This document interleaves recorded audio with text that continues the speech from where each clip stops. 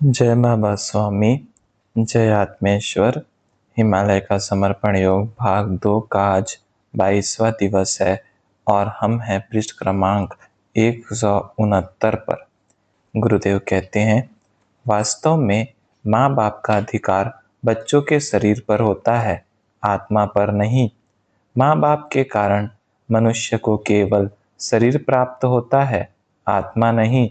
मनुष्य जब जन्म लेता है तो माँ बाप के शारीरिक संबंध के कारण मनुष्य को शरीर प्राप्त होता है और गर्भ के 4 माह तक के वातावरण व माँ के विचारों का प्रभाव भी गर्भ पर पड़ता है और फिर गर्भ में ही बच्चे के शरीर पर चक्रों का निर्माण होता है और उन चक्रों की स्थिति के अनुसार मनुष्य के शरीर में आत्मा का आगमन होता है। और आत्मा जब शरीर में प्रवेश करती है तो उस आत्मा के साथ उसके पिछले जन्मों का रिकॉर्ड होता है। उसके रिकॉर्ड में उसके कर्मों का लेखा जोखा रहता है। वह रिकॉर्ड प्रत्येक का अलग अलग होता है। उस रिकॉर्ड के अनुसार आत्मा के जन्म का कोई उद्देश्य होता है और आत्मा उसी उद्देश्य के लिए ही जन्म लेती है। लेकिन आवश्यक नहीं कि आसपास की परिस्थिति उसके अनुरूप ही हो। अगर अनुरूप रही तब तो सब ठीक होता है और अगर अनुरूप नहीं रही तो फिर आत्मा का वह उद्देश्य पूर्ण नहीं होता है। फिर वह दूसरा जन्म लेती है और यह प्रक्रिया चलती ही रहती है। तुम्हें इंजीनियर बनना था और साधु बन गए, अब अगले जन्म में इंजीनियर बनोगे। मुझे भी माँ बाप मार्केटिंग मैनेजर बनाना चाहते थे और मैं इस मार्ग पर आना चाहता था, तो मैं वह सब भी छोड़कर ही आ गया। मुझे बचपन से 5 साल की आयु से ही लगता था कि मेरा जन्म का कोई उद्देश्य है। पढ़ना लिखना, बड़ा होना, नौकरी करना, खूब पैसे कमाना, शादी करना, गृहस्थी बसाना और बाद में बूढ़ा हो जाना और मर जाना, केवल यही मेरे जीवन का उद्देश्य नहीं है। मेरे जीवन का कोई निश्चित उद्देश्य है और वह उद्देश्य क्या है मालूम नहीं। और मैं मरने के बाद भी कार्य रूप में जीवित रहूंगा ही। मेरा कोई कार्य है जिस कार्य को करने वालों के रूप में मैं सदा जीवित ही रहूंगा। अभी भी आज तक वह कार्य क्या है वह पता नहीं है, पर जीवन का उद्देश्य है मोक्ष का मार्ग प्राप्त करना। और जो आत्माएं यह मार्ग पाने की इच्छुक है, जो इस मार्ग को ढूंढ रही है, उन आत्माओं को यह मार्ग बताना। मुझे मोक्ष अकेले नहीं पाना है, मैं लाखों लोगों को मोक्ष की प्राप्ति कराकर ही मोक्ष प्राप्त करूंगा। यानी मेरी मोक्ष प्राप्ति का मार्ग बड़ा कठिन है। यह ठीक ऐसा ही है कि एक स्कूल का शिक्षक स्कूल छूट जाने पर घर जाना चाहता है, पर वह अपने दायित्व से बंधा है। वह तब तक घर नहीं जा सकता जब तक वह अपनी कक्षा के सभी बच्चों को उनके घर नहीं पहुंचाता है। सब बच्चों को उनके घर तक पहुंचाने की जिम्मेदारी पूर्ण करने के बाद ही वह अपने घर जा सकता है। यानी मैं भी बंधा हूँ उन लाखों लोगों के साथ जिन्हें मोक्ष प्राप्ति कराए बिना मैं मोक्ष प्राप्त नहीं कर सकता हूँ। मैं मोक्ष की स्थिति पाकर भी उसे प्राप्त नहीं कर सकता, क्योंकि मैं मोक्ष की स्थिति लाखों लोगों तक देने के लिए बंधा हूँ। यानी मेरा मार्ग बड़ा विकट है। मुझे मोक्ष इतनी आसानी से यहाँ जंगल में बैठकर नहीं मिलने वाला है। मुझे उसके लिए समाज में जाना ही होगा, क्योंकि इतने लोग तो इस जंगल में आ नहीं सकते। यानी प्यासा कुएं के पास नहीं, कुआं ही प्यासे के पास जाने वाला है। यह मुझे भी मालूम है, पर कैसे होगा क्या मालूम। मुझे तो मनुष्य समाज में रहना ही अच्छा नहीं लगता है।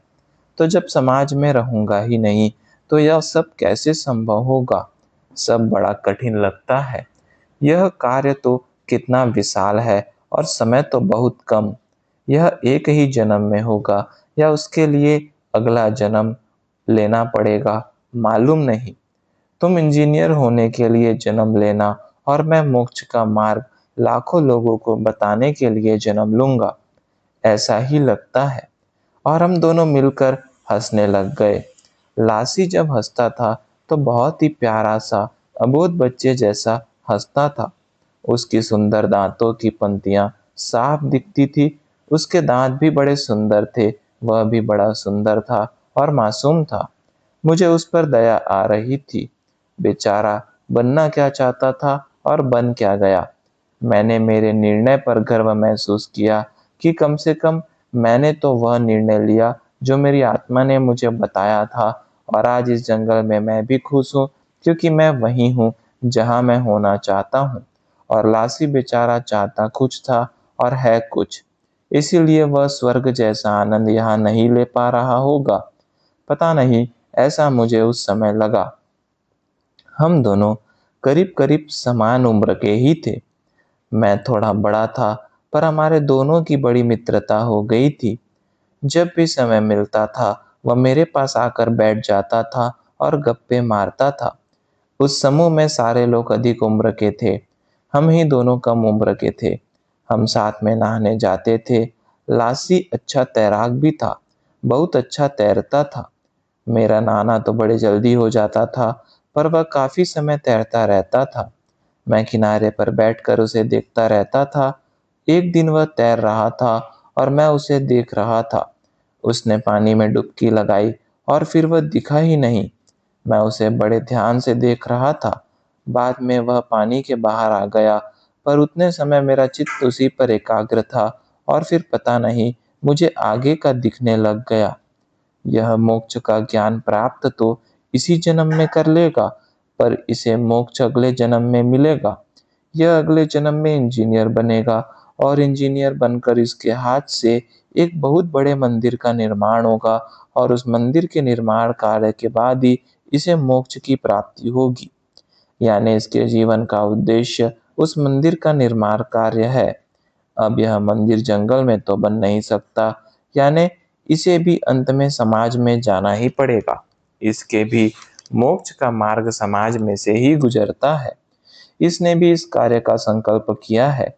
यह मंदिर निर्माण का कार्य जब तक नहीं होता, यह जीवन में भटकता ही रहेगा। इतने बड़े मंदिर का निर्माण कोई नया इंजीनियर तो कर नहीं सकता, एक अनुभवी इंजीनियर करेगा और सालों वह कार्य चलेगा, क्योंकि इतना भव्य मंदिर बनाने में भी सालों लगेंगे और सालों बाद वह पूर्ण होगा, और तब कहीं इसे मोक्ष की प्राप्ति होगी। मनुष्य भी क्या है, वह अपने जन्मों में आश्वासन देता है और वह आश्वासन पूर्ण करने के लिए फिर दूसरा जन्म भी लेता है। सब एकदम गंभीर वातावरण लग रहा था। मैं अपने ही विचारों में था और कब लासी मेरे सामने आकर हंसने लग गया, मुझे पता ही नहीं चला। वह बोला, आप कहाँ खो गए थे? मैं उसे क्या बोलता। मैंने कहा, लासी इधर आ। मैं जिस पत्थर पर बैठा हूँ उसके सामने आकर खड़ा रह। अब दोनों हाथ मेरे सामने रख। उसने दोनों हथेलियां मेरे सामने रख दी और मैंने अपने दोनों हाथ उसकी हथेलियों पर रख दिए और परमात्मा से प्रार्थना की, हे परमात्मा, इसे इस जन्म में मोक्ष का ज्ञान देना और इसके इंजीनियर के सपने को अगले जन्म में तो अवश्य पूरा करना, ताकि यह अपने आश्वासन से मुक्त हो सके और मोक्ष प्राप्त कर सके। ऐसी मैंने प्रार्थना की और देखा तो लासी तो बेहोश होकर जमीन पर ही गिर पड़ा। फिर मैंने नदी से पानी लाया, उस पर छिड़का, उसे पानी पिलाया और बाद में थोड़ी देर बाद वह होश में आया तो बोला, पता नहीं क्या हुआ, ऐसा प्रतीत हुआ कि तुम्हारे हाथों से तेज विद्युत धारा बह रही थी और मेरी आंखों के सामने हजारों सुनहरे कमर खिल रहे थे, और मैं उन्हें देखता ही जा रहा था और देखता ही जा रहा था, और बाद में क्या हुआ मालूम नहीं। मैंने कहा, कुछ नहीं, मैंने तेरे लिए प्रार्थना की थी कि तेरा मार्ग तुझे जल्दी मिले। वह बोला, क्या इसी जन्म में मिलेगा? मैंने कहा, नहीं, पर अगले जन्म में अवश्य मिले, यही प्रार्थना की थी। लासी, मोक्ष प्राप्ति एक जन्म में संभव नहीं है रे, बड़ी प्रक्रिया है। हम हमारे ही कर्मों के जंजाल में फंसे होते हैं और उन सब का हम ही निर्माण करते हैं, और फिर ये ही कर्म हमारे मोक्ष की प्राप्ति में बाधक बनते हैं। अरे बाबा, मोक्ष यानी ही इन सब बातों से मुक्ति। अगर अंदर कोई वासना है, अंदर कोई इच्छा है, तो हम तो वासना के साथ बंध गए ना, हम तो इच्छा के साथ रुक गए। तो हम ही अपने आसपास जालों का निर्माण कर लेते हैं और फिर उन्हीं में अटक कर रह जाते हैं। ये इच्छाएं, ये वासनाएं क्षणिक वातावरण से निर्मित होती है, पर बंध तो हम जाते ही है ना। अब सदैव ध्यान रखना, जब भी मैं इंजीनियर नहीं बन सका, यह विचार तुम आज की घटना जो मेरे साथ हुई वह याद करना। मैंने तुम्हारे लिए प्रार्थना की, यह याद करना। वह बात याद रखना। यह सदैव तुम्हें मोक्ष के मार्ग पर ले जाएगी, क्योंकि उस प्रार्थना से एक भाव तुम्हारे भीतर निर्माण हो गया है। उसे बनाए रखना। फिर हम दोनों नहाकर वापस आ गए। आज नहाने में काफी समय लग गया था, यह हमें बाद में मालूम पड़ा। वहां जाकर मेरी लासी के साथ बड़ी मित्रता हो गई थी। मैं आनी से भी कभी कभी मिलता था। उन्होंने भूमि की प्रार्थना व ध्यान का कार्यक्रम रखा था। वे भूमि माता से प्रार्थना करते थे। सामूहिक प्रार्थना या सामूहिक ध्यान, इन सब का एक अलग ही आनंद होता है। एक निश्चित स्थान पर एक निश्चित अंतर रख कर सब एक ही दिशा में मुंह करके बैठते थे और बाद में प्रार्थना व ध्यान करते थे, तो बड़ी आध्यात्मिक शांति का अनुभव होता था। ध्यान बड़ा अच्छा लगता था और बड़े जल्दी से लग जाता था और काफी समय तक टिका रहता था। इसका कारण यह था कि प्रत्येक मनुष्य का आभा मंडल किसी और मनुष्य के आभा मंडल से जुड़ा हुआ होता था, और सभी लोग शरीर के आभा मंडल से जुड़े होने के कारण उनमें एक प्रकार की आत्मीयता निर्मित हो जाती थी, और इसी कारण चित्त की भी सामूहिकता हो जाती थी। सामूहिक चित्त तो बड़ा सशक्त चित्त हो जाता था। फिर ऐसे सशक्त चित्त से जब कभी कोई सामूहिकता में प्रार्थना करते थे तो उसका बहुत ही आनंद आता था, और हम सब एकत्र नहीं रहते थे, सब अलग अलग रहते थे। इसीलिए ऐसा सामूहिक ध्यान हमारे लिए विशेष था।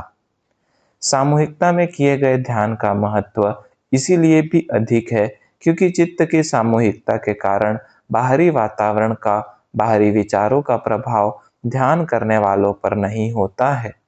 या एक व्यक्ति के ध्यान करने बैठने से विचार आ सकते हैं, पर अनेक व्यक्ति ध्यान करने के लिए बैठे हो तो विचार बिल्कुल नहीं आएंगे। सामूहिक ध्यान में पाना व देना, ये दोनों ही क्रियाएं अनायास ही होती रहती है। यानी जिस साधक की स्थिति अच्छी है वह आध्यात्मिक शक्तियां प्राप्त करेगा और आसपास वालों को दे देगा। वह वे उनको दान करेगा जो ठीक से ध्यान नहीं कर पा रहे हैं। यानी वह जितना दान करेगा उसकी स्थिति उतनी ही अच्छी होगी, क्योंकि वह जितनी शक्तियां दान करेगा उतनी ही वे आएंगी ही।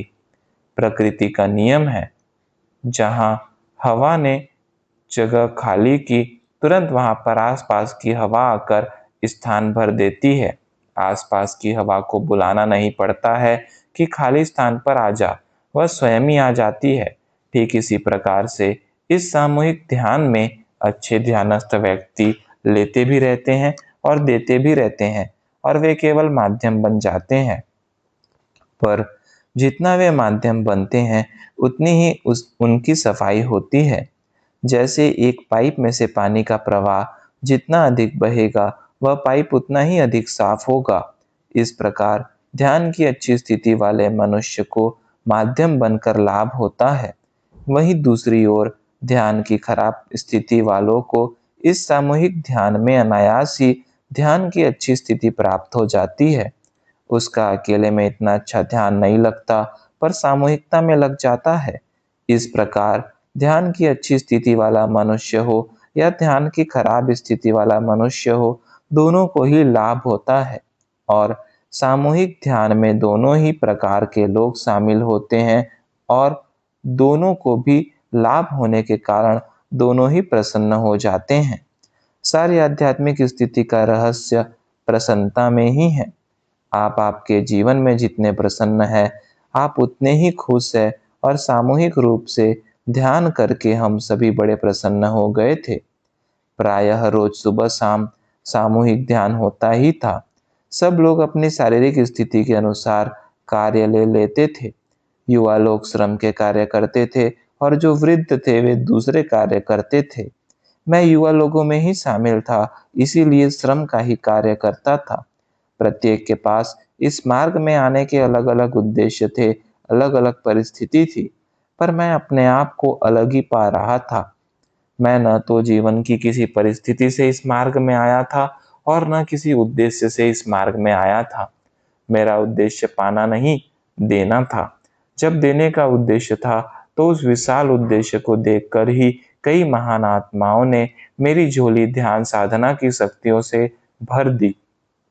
जो शक्तियाँ उन्होंने जीवन भर ध्यान करके प्राप्त की थी, वे शक्तियाँ देना ही चाहते थे, पर कोई उपयुक्त मनुष्य मिल नहीं रहा था और जब मिला तो उन्होंने दे दी। दे दी कहने से अच्छा है कि हम कहें दी गई, क्योंकि वे तो देने की भी स्थिति में नहीं थे। वास्तव में एक उच्च स्थिति मिलने के बाद तो पाने की, देने की क्रियाएं तो स्वयं ही बंद हो जाती है। फिर सारे कार्य होते हैं और करता कोई भी नहीं है। ये सहज भाव से हो जाते हैं। ये ठीक ऐसे ही होते हैं जैसे कि एक जलता हुआ दीपक जो स्थिर रहकर अपने ही स्थान पर चल रहा है, उसके पास में एक बुझा हुआ दीपक आता है और उसकी लौ के साथ इसकी लौ केवल छू भर जाती है और बुझा हुआ दीपक जल उठता है।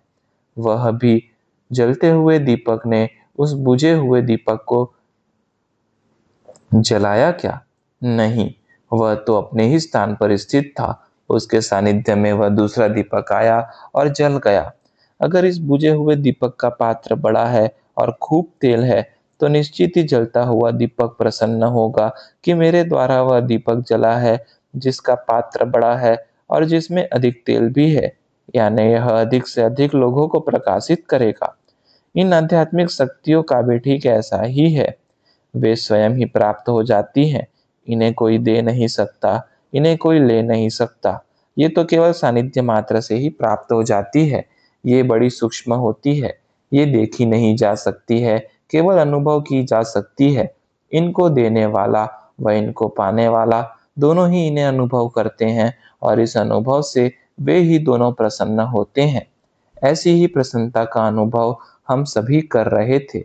हम सब अति प्रसन्न थे और इसी कारण हमारे में एक अच्छा वातावरण बना हुआ था। इन सब बातों में कब समय चला गया था, वह पता भी नहीं चलता था। वहाँ एक सुंदर झरना था और वहाँ स्नान करना एक अलग ही अनुभव था।